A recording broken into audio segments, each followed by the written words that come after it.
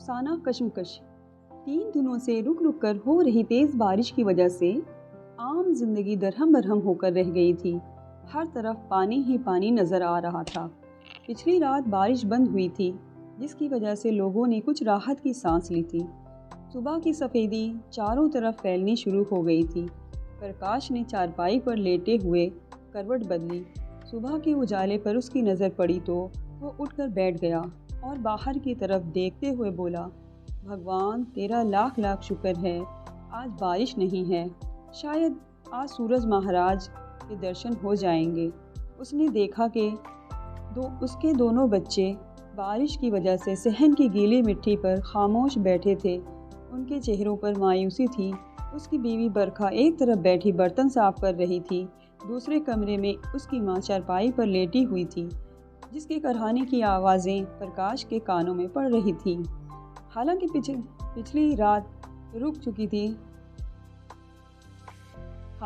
بارش پچھلی رات رک چکی تھی، پھر بھی اس کے ادکچے مکان کی چھت سے کہیں کہیں سے پانی ٹپک رہا تھا۔ پرکاش نے چھت کی طرف دیکھتے ہوئے انگڑائی لینے کے لیے اپنی باہیں اٹھائیں تو اسے اپنے پورے جسم میں درد محسوس ہوا۔ وہ اپنی باہیں دباتے ہوئے بڑبڑایا، بخار کی وجہ سے کمزوری بہت آ گئی ہے، ایسا لگتا ہے مانو جسم میں جان ہی نہیں۔ برکھا میرے لیے چائے لا، کہتے ہوئے وہ چارپائی سے اٹھا اور منہ ہاتھ دھونے کے لیے دھیرے دھیرے چلتا ہوا کمرے سے باہر چلا گیا۔ منہ ہاتھ دھو کر وہ واپس آ کر چارپائی پر بیٹھتے ہوئے اپنے آپ سے بولا، آج تو بخار نہیں لگ رہا ہے مجھے، اور موسم بھی صاف ہے، اس لیے آج میں کام پر ضرور جاؤں گا۔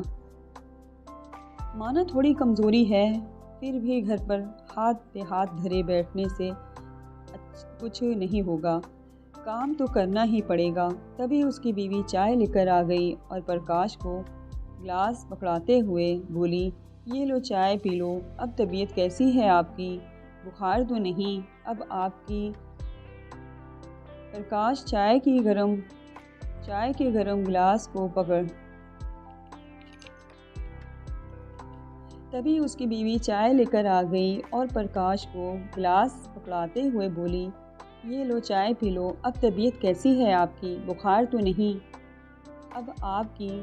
پرکاش چائے کی گرم گلاس کو اپنے ہاتھوں میں گھماتے ہوئے بولا، بخار تو نہیں ہے، بس تھوڑی کمزوری ہے، پھر بھی میں نے من بنا لیا ہے، آج میں کام پر ضرور جاؤں گا۔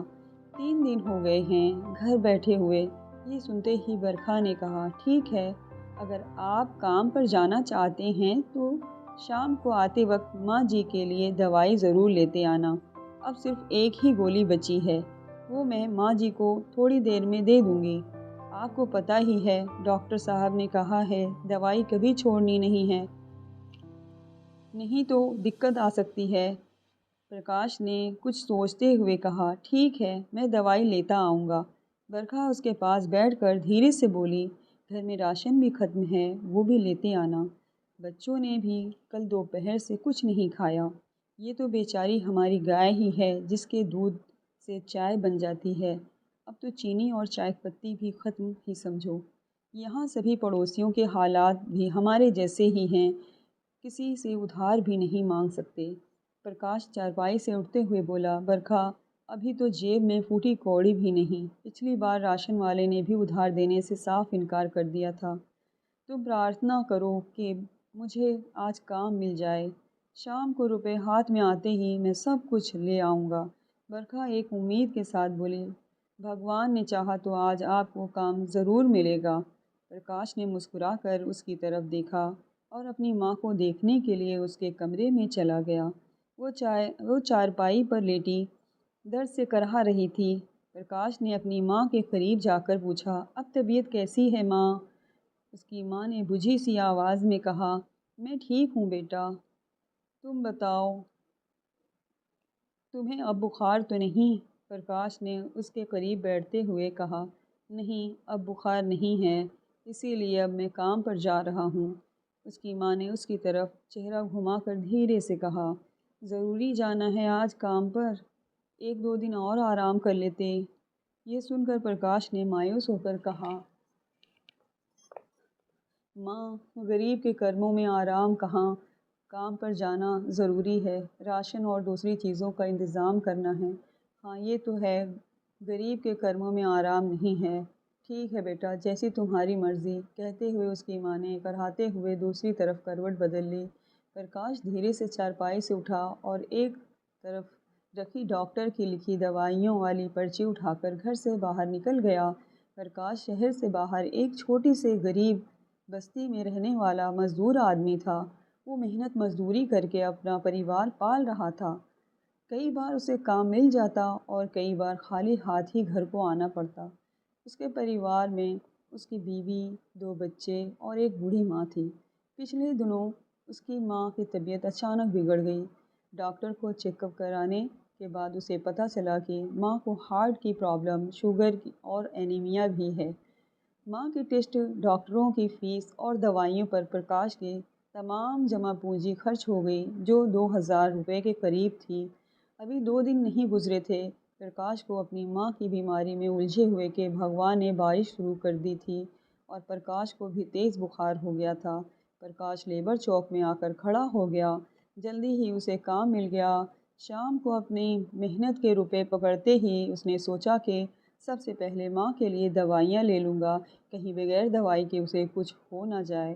وہ تیز تیز قدم اٹھاتا ہوا چلا جا رہا تھا۔ ایک میڈیکل اسٹور پر جا کر اس نے اپنی جیب سے پرچی نکالی اور دکان مالک کی طرف بڑھاتے ہوئے بولا، بھائی اس پر لکھی دوائیاں دے دو، 2 دن کی دوائی دے دینا۔ میڈیکل اسٹور والے نے پرچی پکڑ کر اس پر لکھی دوائیاں نکالیں اور سبھی کے ریٹ کا ٹوٹل لگانے کے بعد دوائیوں والا لفافہ پرکاش کے طرف بڑھاتے ہوئے بولا، یہ لو 525 روپے ہو گئے۔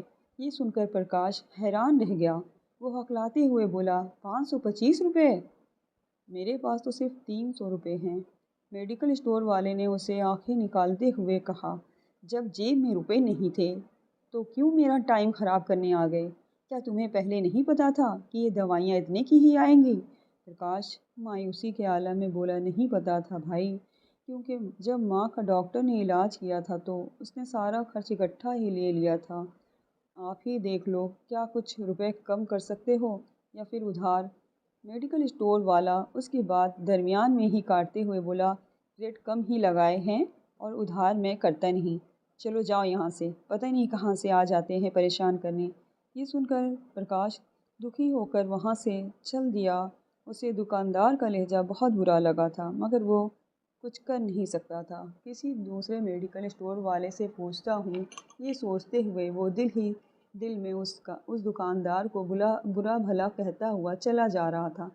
اچانک موسم میں تبدیلی شروع ہو گئی تھی۔ آسمان پر پھر بادل چھانے لگے تھے۔ کچھ آگے چل کر اسے دوائیوں کی ایک اور دکان نظر آئی۔ پرکاش نے اس میڈیکل اسٹور والے کو پرچی پکڑاتے ہوئے کہا، 2 دنوں کی دوائی دے دو۔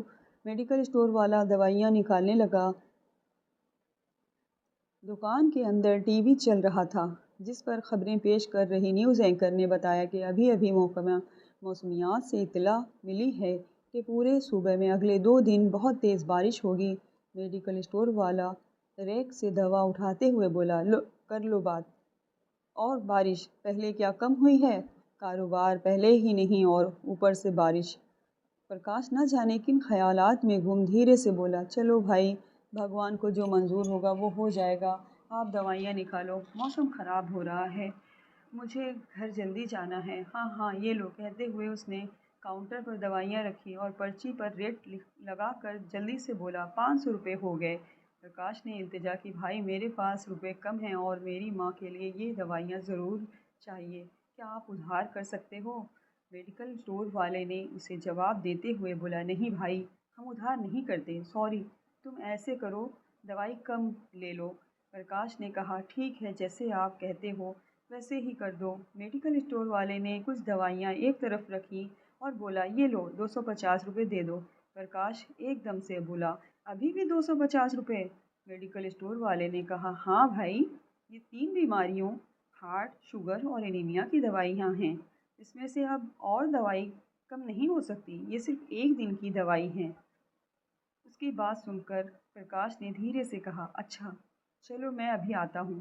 یہ کہہ کر پرکاش وہاں سے چل دیا۔ کچھ آگے جا کر وہ ایک طرف کھڑا ہو کر پریشانی کے عالم میں سوچنے لگا، اگر ماں کے لیے دوائیاں لے لوں تو راشن کے لیے روپے نہیں بچیں گے، اور اگر دوائیاں نہ لوں تو ماں کی جان کو خطرہ ہے۔ اس کی آنکھوں کے سامنے درد سے کراتی ماں اور معصوم بھوکے بچے کے مایوس چہرے گھوم گئے۔